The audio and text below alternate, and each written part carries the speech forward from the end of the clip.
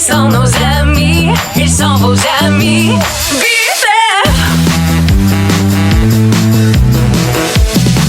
Ben, les vacances d'été sont à nos portes. Ça devrait être positif, mais il y a bien des parents qui se disent « Oh my God, ça va être le chaos total. » Et pour vous aider ce matin, les parents, coach familial Laetitia est avec nous. Bon matin, bon lundi. Bon matin. Dis-nous, là, comment ça, les vacances d'été, ça devient un chaos pour les parents?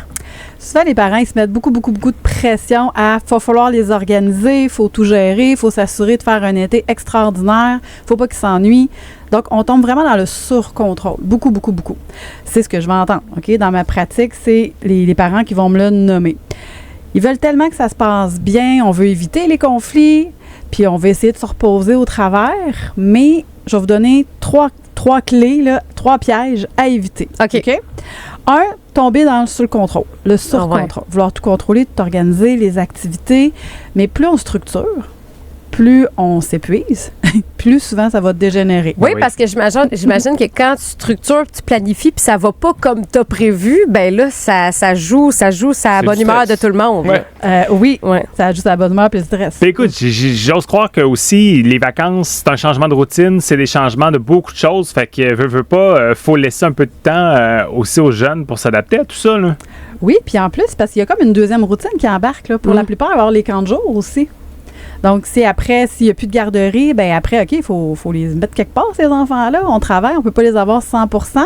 Il y en a qui vont choisir de les avoir à la maison, donc c'est ça qui appréhende. Oh my God, 100% du temps avec moi. Mais sinon, c'est l'autre routine qui embarque des camps de jour. Fait que souvent, ben je veux pas y aller, ça me tente pas, j'aime pas ça, c'est plate. Ouais. Puis là, en tant que parent, ce qui arrive aussi, c'est que on veut tellement tout prendre pour eux, on veut s'assurer, en fait, de leur bien-être puis qu'ils se sentent bien, que, ben on essaye de tout faire, mais on peut pas. OK? On peut pas leur enlever toute leur douleur, leur peine, leur souffrance, puis leur ennui. Là. Ben, un deuxième piège dans lequel ne pas tomber, c'est croire que l'ennui est un problème. Oui.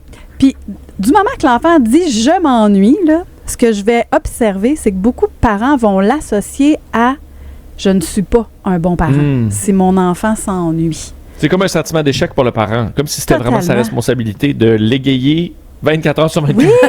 C'est de la pression. Ben énormément. Puis je vous le dis, là, pour suivre mes parents, là, c'est beaucoup ça qu'on va se mettre parce qu'on veut s'assurer que tout se passe bien. Mais en réalité, c'est que c'est pas ça. Ça permet l'ennui, on l'a nommé souvent, là, ça permet de développer la créativité, l'imaginaire. La débrouillardise. Puis j'ai l'impression, Laetitia, que quand tu habitues l'enfant à avoir toujours des activités, c'est que là, il vient à attendre, il est comme, mec, là, qu'est-ce qui se passe, pourquoi il n'y a rien? Il me semble que quand j'étais petit, il n'y a rien que j'aimais plus que moi, je disais, je m'en vais dans le sous-sol, puis tu m'envoyais pas de la journée, puis j'étais juste dans mon monde, je gossais sur des affaires. Fait que c'est sûr que si tu t'intègres cette habitude-là, ben t'es toujours, OK, ben c'est quoi là, la prochaine activité que tu m'organises parce que tu es habitué à ça. C'est ça. Exactement. Puis ce qui arrive aussi, puis c'est un constat que j'ai réalisé avec certains de mes parents, c'est qu'on est tellement habitué d'être dans le 100% contrôle, tout le temps organisé, tout le temps structuré, que nos enfants nous voient même pas rien faire. Ils sont toujours occupés, toujours en train de faire quelque chose, en train de préparer le repas, les livres, etc., que l'enfant, il n'y a pas de modèle pour dire « OK, c'est comme ça qu'on s'arrête. » C'est comme ça qu'on relaxe puis qu'on fait rien. Comment il peut penser que c'est normal et correct si nous, il ne nous voit pas le faire, tu sais? Exactement. Fait que ce qui arrive, c'est qu'on s'oublie. Oui, parce qu'il ne faut pas s'oublier comme parents cet été non plus.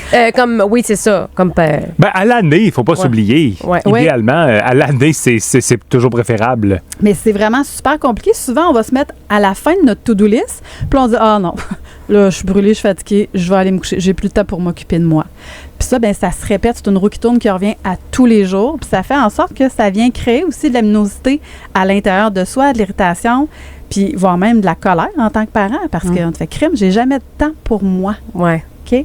Mais ça, c'est important d'aller vraiment commencer par des 2 à 5 minutes là, pour le mettre en place. Puis c'est parce que c'est tellement un beau cadeau aussi à montrer à votre enfant comment vous faites pour prendre soin de vous, puis vous occuper aussi sans toujours être avec eux. Oui, puis un parent heureux est un enfant heureux aussi. Exactement. Fait que là, tu as trois pistes pour transformer l'été, pour passer du chaos à un été agréable. Accepter que tout ne sera pas parfait. Ouais. Bon, là, je le sais, vous allez dire, ben oui, mais là, t'as peu, là. Ouais, il va en avoir des chicanes, il va en avoir des conflits. Puis là, en lien avec ça, si vous voulez aller sur mes réseaux, laetitiaadam.com, vous avez 2 guides gratuits que je vous ai confectionnés. Un pour gérer les conflits entre frères et sœurs, puis un autre pour les tâches et les responsabilités. Allez vous les procurer, je pense que ça peut vous donner un sacré coup de main pour cet été. Puis tu sais, de comprendre que c'est normal, puis ça fait partie de la game aussi, là, les chicanes, les conflits. Donnez-leur un peu d'espace, un peu d'autonomie pour qu'ils puissent apprendre à gérer ça, sans que vous soyez toujours le parent à la rescousse aussi, là. Tu parles aussi de créer une banque d'idées en famille pour l'été. C'est bon, ça? Bien, parce que le but, c'est pas de toujours se mettre de côté puis juste faire des activités pour les enfants, mais vraiment d'impliquer tout le monde dans le choix d'activités. Puis vous aussi, qu'est-ce que vous aimeriez faire? Asseyez-vous un matin, un soir au souper, puis sortez toutes les activités, là, vraiment un brainstorm, même les plus farfelus.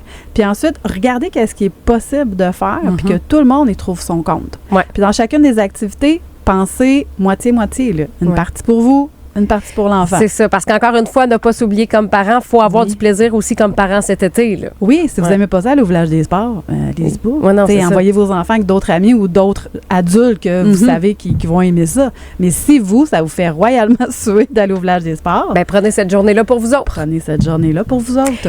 Ben, on vous souhaite un bel été, là. C'est le dernier droit de l'école. Ensuite, les vacances d'été vont commencer. Fait qu'on respire par le nez, on s'oublie pas comme parents, on laisse aller et il y aura rien de parfait cet été. Non, puis le but, c'est de vivre vos vacances, pas de les subir. Ah, c'est bien dit, c'est bien dit. oui. Laetitia, coach familial, on peut te suivre sur les réseaux sociaux? Oui, puis en lien avec prendre soin de vous autres, je vous ai créé un atelier, ça dure 60 minutes. Vous avez vraiment des fiches complètes pour vous aider à vous reconnecter à vous-même, plus un audio, là. C'est le chaos devant vous, là. Mettez votre audio dans vos oreilles. Écoutez-moi, je vais vous aider à vous calmer. Ah oui, tu as une voix relaxante en plus. Merci, Laetitia. Merci.